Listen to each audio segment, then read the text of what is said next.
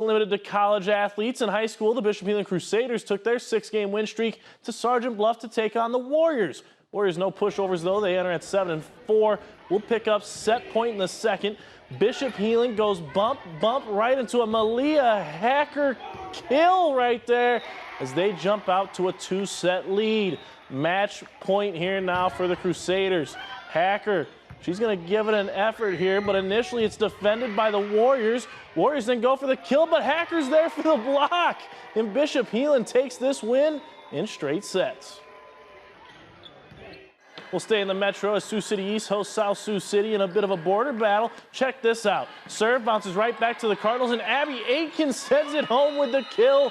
That grabs a point for South Sioux. Later on, Cardinals working the ball over to the left side. Here comes the big blast, but Eliana Harris and Mackenzie Crawford come up with the rejection, and now the momentum turns. Black Raiders go with the back set to Harris, who just gives the ball a little tap on over the net as Sioux City East.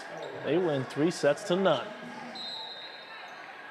Small schools in action as well. Hinton hosting Harris Lake Park. Second-ranked Blackhawks making quick work of the Wolves. Bailey Boovy comes up with the big boom. That increases the Hinton lead in set 2. Same set. Ashlyn Kavarna, the senior, just goes with the dink and catches the defense sleeping to pick up another point there for the Blackhawks. Harris Lake Park trying to hang around. And Riley Rankin here. Look at this. Rankin comes up with the coffin corner there to snag a point for the Wolves, but Hinton owned this game from start to finish. Here's Eva Van Acker, and we'll say she did that on purpose, Matt. That picks up the point as the Blackhawks win in straight sets.